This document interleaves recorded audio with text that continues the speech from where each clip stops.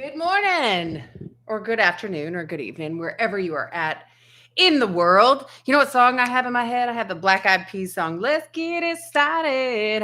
Let's get it started. It is Monday morning, y'all, and I have so much energy. It is 6 a.m. Central Standard Time, and I'm just happy to be here. It was a great weekend. I don't know about y'all, but I love me some Saturday and Sunday and just sleeping in, laying in my bed, and not worrying about getting up or doing anything, just laying there. And yeah, it's funny because my cat is conditioned to getting up really, really early in the morning. And so if I sleep till like 7, 8 o'clock, she's like up in my face. But I love it. I love the fact that she's there, and there's just so much gratitude. So this week, we're going to talk about pivoting. So, you know what pivoting is? I still have this song in my head. Like literally, there's a dance party happening up in my head. I'm so excited. So pivoting, it's when we decide to make a change, when we make a shift, and often we talk about pivoting when it comes to maybe an entrepreneurial space. Like, are we going to pivot in our business, and or just something within the general business space. But I would say more with entrepreneurs, because it's as you're figuring things out, when do you make those pivots? But the truth is, it's anything in your life, like your relationships, or the direction that you're going, or where you're living. Maybe you're downtown and you think, you know what, it's time for that shift in my life. I should go live in the suburbs or whatnot. So pivoting really applies to anything in your life. It's just commonly understood or spoken about in terms of business. So as we're going through today, you may think this is all business related for me, or you may say that this is personal. The other thing that I will say is that only you can make your decisions. So just because we're talking about some suggestions of why maybe you would want to pivot or not to pivot, ultimately, that is your responsibility to decide what you do. And so I don't want you to come back and be like, well, Jen Sugarmeyer told me to pivot. No, no, you got to make these decisions for yourself. We're just going to talk about some of the reasons why you would want to pivot or why you would not want to pivot. So some of the reasons that I would say, one of the first reasons why you would want to pivot is because it's just not working. Whatever you're doing isn't working. Maybe you're not experiencing the level of growth, or maybe you're not experiencing the financial gains that you're expecting. And it's literally not working out. And I think of some companies that maybe should have pivoted, but they didn't. Blockbuster is one of the most quintessential. That is one of the, I think everybody that's gone through a master's program has written about Blockbuster, because that was one of the companies that was it was massive.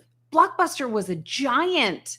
That was one of the things that we did on Friday night. You'd go down to Blockbuster and you'd walk and look at all the VHSs. And then they started having DVDs, and they had this like little itty bitty section of HD TV or HD DVDs.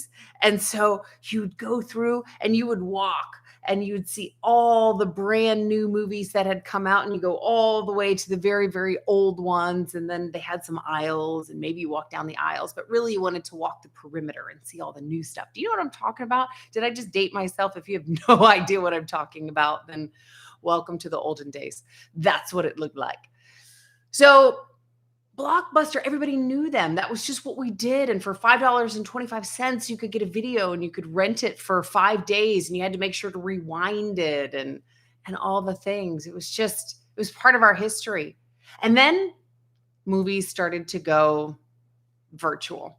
So you could actually, or they just went to like a red box. Like, you didn't have to go to a store. You could just go to a vending machine and start getting some movies out of there, or you could just download them or stream them. And so there were other ways to get movies other than just going to Blockbuster. But of course, Blockbuster was fun. Blockbuster was a lot of fun to just walk around and see everything that was new. You could pick up the VHSs and you could read the backs and then you could put them back and they would have, 3, 4, and once those 3 or 4 were taken, then there were no more. But when the world started to change, when there became more options, Blockbuster was very adamant that they were going to stick with their model. And the truth is, it was a good model. It was good. It was fun. But it wasn't what the world was demanding. The world wanted to go into 7-Eleven and on the outside pick up their red box. You know what I'm talking about? Those red box vending machines. They would go there. They're like, oh, well, I just needed to go get my snacks or my cigarettes or my drinks or whatever. And on the way in, I'm just going to pick up a movie. It's a lot more convenient than me going through this whole process and this experience, because that was really what it was an experience of going to Blockbuster. I just want to get in, get out. That's it. So that's what started happening. The demand was, I just want to get it fast, or I want to stream it. I don't even want to go anywhere. I just want to turn on my TV, turn on my Roku, and see what options are there. Turn on Netflix, turn on Amazon Prime. Some of these things came after the fact, but you know what I mean.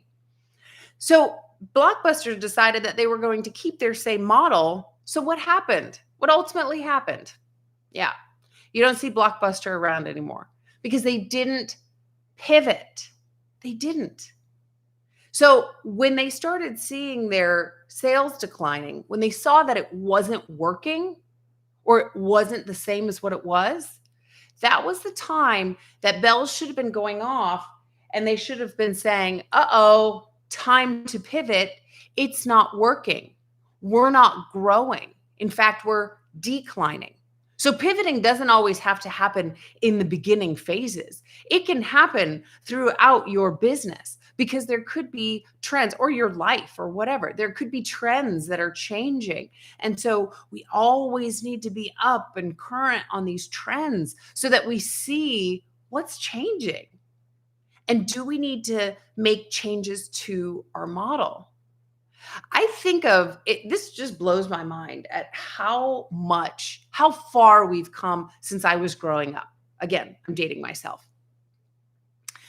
There were no computers in our classroom. Okay. Like they didn't exist. I remember we used to have one during high school, or excuse me, during elementary school. At some point, we started to have one computer, and that was it.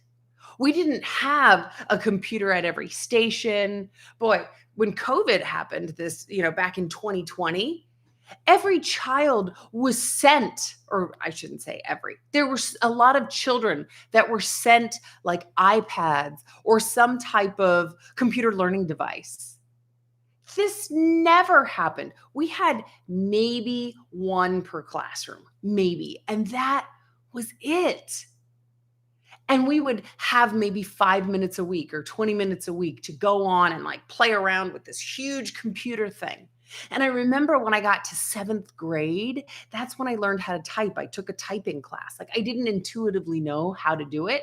I took a typing class and it was in 7th grade. And that's when I really had like my hands on a computer.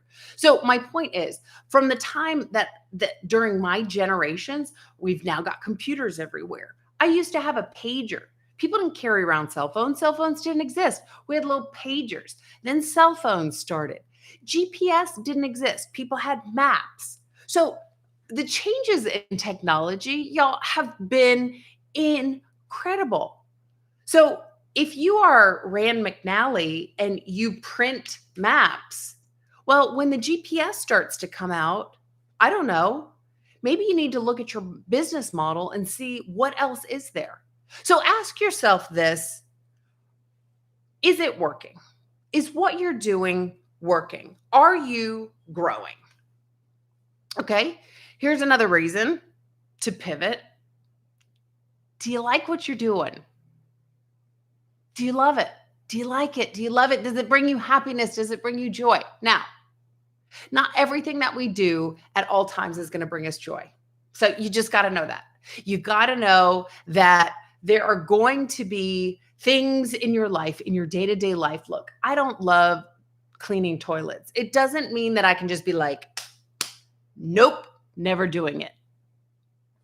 I mean, I'm going to have to do it from time to time. Even if you have a house cleaner, there's probably time, which I don't, but there are times where you're probably going to have to wash a toilet. It's just how it is. It doesn't mean that you love it, but it doesn't mean that you can't do it. So again, only you can make these assessments for yourself. But are you truly loving what you're doing, or do you feel forced to do it? And you might have to go through some periods of whatever it is with your job, with your relationship, with your friendships, with whatever, that you're like, this just doesn't feel right, but you got to work through it. So are you doing the work to get yourself through it? Not just, I don't like this, I'm done, right? And again, only you can decide. But that is a sign, if you truly don't love what you're doing or what you're in, then yeah, it's time to pivot. If you are driving towards something and you are flat out of ideas, then maybe it's time to pivot. You keep going after trying to make something work, you're trying to make something work, and it's just not working, and you are flat out of ideas, then maybe it's time to pivot. If you've exhausted your time and your resources and you got nothing else, then yeah, maybe it's time. It's time to make a change. Or if your time and your resources is more than what you're getting back. And in the beginning, it takes time. So let's say in a business sense, it is going to take you time to start generating revenue, potentially. Not all businesses, but a lot of businesses, there's a lot of upfront capital, there's a lot of upfront equity, sweat equity, so time that you have to put in, and you have to do these things in order to get your business going. And then once that wheel is in motion, then you start making money to recuperate whatever you invested in it. So whether we're talking about a business or we're talking about something in your life, I mean, use the same analogy. But there's a lot of upfront work that you got to do. I mean, like relationships. I mean, I think about dating. I mean, you got to get to know each other. That's a lot of time and effort, and what do they like? What do they don't like? And going on dates, and just having fun and all the things. And then you see these couples that have been married for like 35 years, and it's beautiful and all that. And I it's relationships are work, but is it the same kind of work as they're getting to know each other? I mean, it's different. It's absolutely different. So in the beginning, there is going to be more work. As you start to go through, it's going to be a different kind of maintenance. So, but is what you are doing in the beginning, are you stuck in a wheel where you're not making progress? And then at some point, you have to assess for yourself, are you putting more time and resources into what you're getting back? And that's only an assessment that you can make. So those are a few things. It's not working. You are not getting the growth. So these are reasons to pivot. Okay. It's not working. It's just flat out round peg, square hole. It's not working. And y'all, this is so common with entrepreneurs. There are so many great ideas that are out there, but they just don't launch. And that's okay. And you have to pivot until you find what it is that society wants to consume. That's just how that works. So, okay, so it's not working, or you're not experiencing the growth. You hate what you're working on. Like, you loathe getting up in the morning. It is just not for you. Or you're out of ideas. I don't know how to make this thing work. I've talked to other people. I'm flat out of ideas. Yeah, probably time to pivot. Or the time and resources that you are putting in are more than what you are getting back. And again, remember that the time and resources is probably going to be higher at the beginning of anything. So it is just up for you to decide if you are at that point within your business that, hey, I really need to shift, or are you still in this beginner phase and you just kind of gave up the ghost? So those are some reasons to pivot. Let's talk about some reasons not to pivot. Okay. You just don't want to do the work. Again, we could be talking about relationships or your business. It doesn't matter. If you're just like, I don't want to do the work, that's probably not a good enough reason. Now, you could say, yeah, Jen, but this doesn't align with my spiritual vision and blah, blah, blah, blah. Okay. All right. There are so many. And I would suggest, you know what, get on my calendar and let's have a consultation, because there could be other reasons and there's going to be these one-off cases. I'm just talking in general. If you're like, I don't want to do the work, I just don't. I'm just not there. It's like not my kind of work. I'm done. That's not the reason to give up. You're just like, time for something else.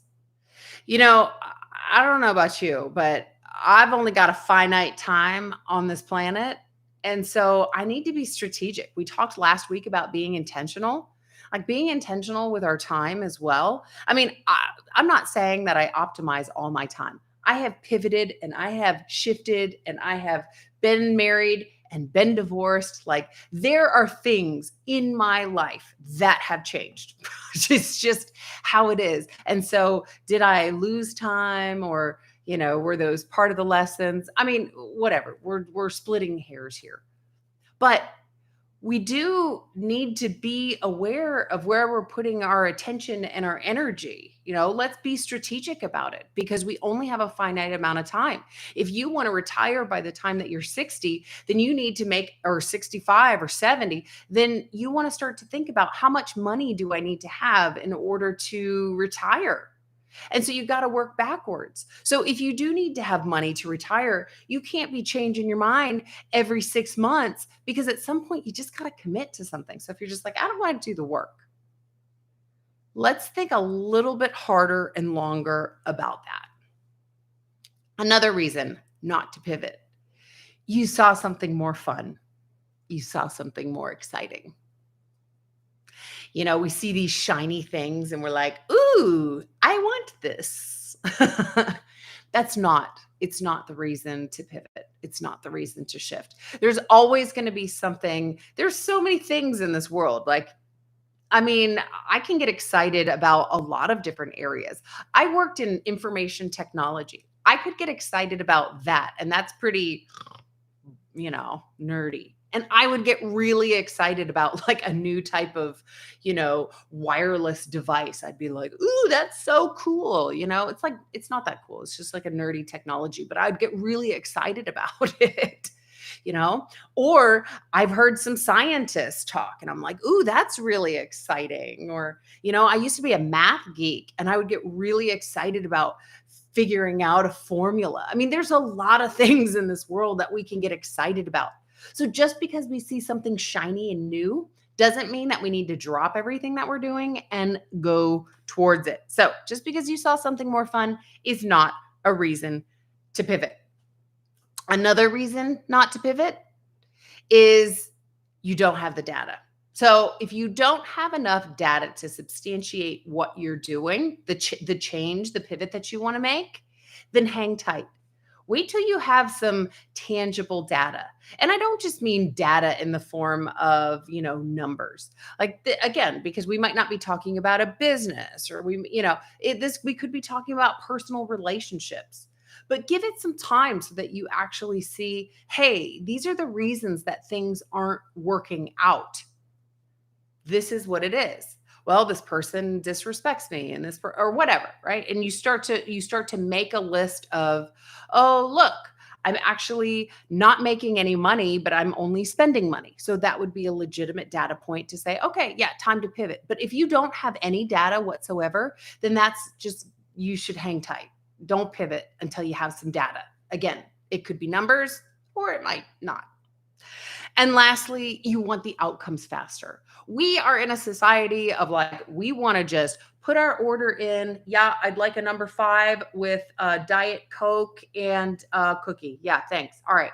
And then we pull up to the window and then we get our food and that's it. So we're used to like really fast results. I mean, we're like, hey, Amazon, can you send this to me by 2 p.m. today? And Amazon's like, okay. And it sends a stork and just drops it off at your house. And you're like, boom, walnuts, got them. Like it's amazing how quick we get things in this world. So yeah, if you just want things faster, you taking a step back and pivoting actually is going to make you start over again. So are you pivoting too quickly just because you're anxious and you want to see results faster? So those are some reasons why not to pivot. Okay. You don't want to do the work. You saw something more fun. You don't have any data and you want outcomes faster. So that's it. That's that. And we are out of time. So I would love this whole week, we're going to be talking about pivoting. I would love if you would subscribe and if you would share this with your friends, because this is what we're doing, is talking every single morning. It's about getting your mindset right. That's why it's Mindset in the Morning with yours truly, Jen Sugarmeyer. Come join me at 6 a.m. every single Central Standard Time. But this is YouTube, so you can watch whenever you want. So there's that.